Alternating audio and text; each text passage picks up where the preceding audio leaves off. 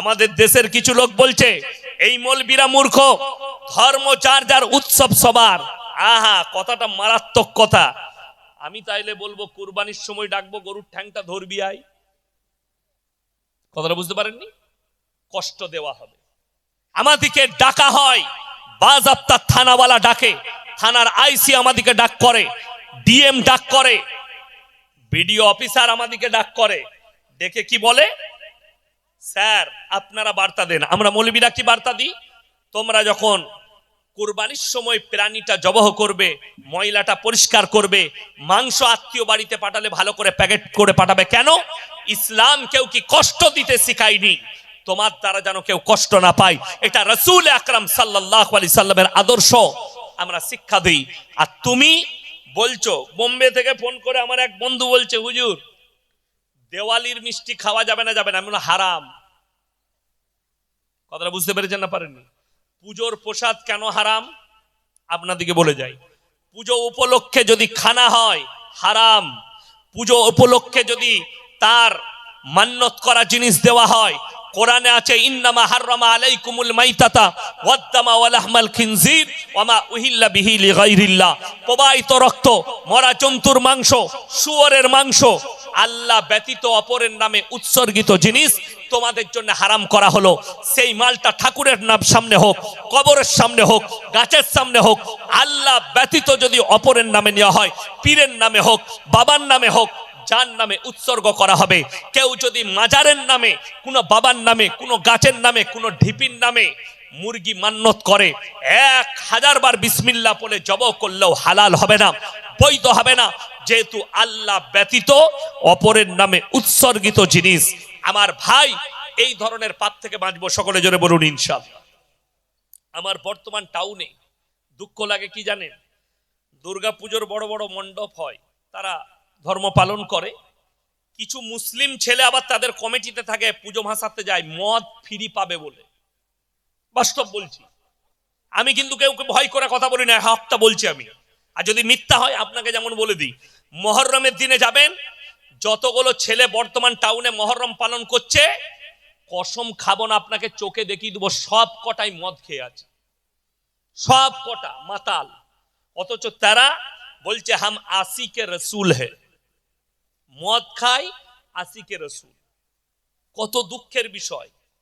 12ই রবিউল আউয়ালে ঝান্ডা নিয়ে বেরিয়েছে, কি পার নবী দিবস পালন করছে, হারামখোর ডিজে বাজিয়ে ড্যান্স করছে। আপনি বলছেন মুসলমান, ইসলামে গান বাজনা হারাম না? হারাম নয়, হারাম। আচ্ছা, আমাদের বাপ মরে গেলে কি করি? দোয়া করি, করি না? করি না? বাপের জন্য দান খয়রাত করেন না? করেন না? বাপের জন্য দান করি, বাপের জন্য দোয়া, এত কিছু বাপের জন্য করছেন। আর আল্লাহর নবীর নওয়াসে হযরতে হোসেন রাদিয়াল্লাহু তাআলা আনহু শহীদ হয়েছেন কারবালার প্রান্তরে, তার লেগে আন্ডার প্যান্ট পরে ঢোল বাজিয়ে ড্যান্স করে দুঃখ পালন। পৃথিবীর অন্য ধর্মের লোকরা তোমার উপরে ঘৃণা করে থুপ ফেলাবে, এটা দুঃখের বিষয়।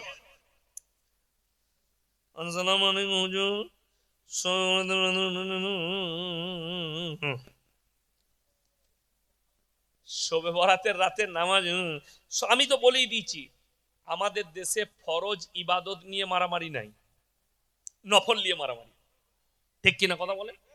আচ্ছা, যেমন বলে দিই, এই আজকে জানাজার নামাজ হলো, বিশ্বাস করুন আজকে শুধু লয়, যে কোনো গ্রামের রোগ এটা, এলান হয় না? হয় না? জোহরের পরে জানাজার নামাজ হবে, এলান হয় না? হ্যাঁ। আচ্ছা, কেউ যদি জানাজার নামাজ ছেড়ে দেয়, গুনাহ আছে? কোনো গুনাহ নাই। এলান হলো, 5 ওয়াক্তের নামাজিরা মসজিদে ঢুকে নামাজ আদায় করছে, আর আমাদের দেশের কিছু হারামখোর আছে, উজু করে দাঁড়িয়ে আছে, ও শুধু জানাজাটা পড়বে। ঠিক বললাম না ভুল বললাম?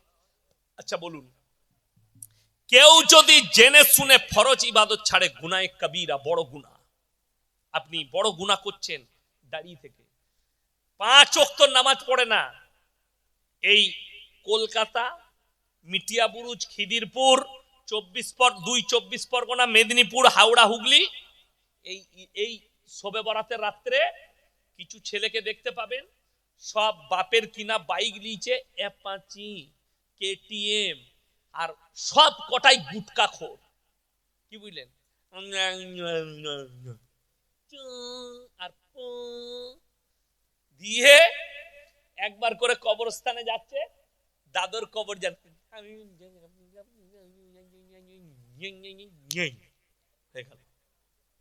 ফজরের সময় বলছে তোর কত রাকাত হলো বে? বলে আমি 80 রাকাত পড়ে ফেলেছি। তোর কত হলো? বলে আমার 82 চলছে। বলে 100 পূরণ কর। শেষকালে ফজরের সময় যখন মুয়াজ্জিন বলছে হাইয়া আলাস সালাহ হাইয়া আলাল ফালাহ, এরা তখন বলছে আমাদের সবাই পালা, ইমাম আর মুয়াজ্জিনের পরে যা পারবি চালা। ওরা নাই, আবার পরের বছরে দেখবে। আমাদের দেশে তো 3 দিন আগে থেকে দাদিরা দাদরা বাচ্চা ছেলের হাতে পয়সা দেয়। কেন? বোম ফাটাকা, গায়ে মনে হচ্ছে যুদ্ধ চলছে, দাম দ্রুম ফাটাম ফুটু। আর খালা জীবনে নামাজ পড়ে না, সবে বেড়াতে ঠিক রুটি করছি, জান্নাতে যাবে রুটি বেলে, ঝাঁটা জুতো খাবি। জান্নাত কখনো রুটি বেলে পাওয়া যায়? কিছু কিছু হারাম করে বলছে হালুয়া রুটি। আমি একবারও বললাম হালুয়া রুটি খাওয়া হারাম? কথা বলেন। আপনি কালকে করে খান না, কে মানা করেছে? রোজ করে খান। কিন্তু কেউ যদি বলে শবে বরাতের দিনে হালুয়া রুটি করতেই হবে, এর থেকে বড় কাঁচা বেদাত আর কিছু নাই। এমনি নামাজ পড়ে না। আচ্ছা শুনেলেন কত বড় দুঃখের কথা, রমজান মাসে নিজে থেকে কেউ যদি একটা ফরজ রোজা ছেড়ে দেয়, গুনাহ আছে না নাই? এমন কি হাদিস এসছে সারা জিন্দেগি যদি কেউ রোজা রাখে একটা রোজার মাসুল দিতে পারবে না। কেউ যদি নিজে থেকে ইচ্ছাকৃতভাবে রোজা ছাড়ে। অথচ দেখিয়ে দেবো আমাদের দেশের লোকরা এমনি রোজা রাখে না, ও কিন্তু শবে বরাতে রোজা রাখবে। মারামারি শবে বরাতে মসজিদে এলান হয় না, হয় না? কথা বলে না। আসসালামু আলাইকুম, আগামী কাল শবে বরাত। আমাকে শবে বরাতে একটা মেয়ে ফোন করে বলছে হুজুর কি নিয়ত করব? আমি বললাম তুই নিয়ত কর কালকে মরবো। নামাজের আবার নিয়ত? এই তো আমাদের দেশে 3টে কোয়ালিটির নামাজ।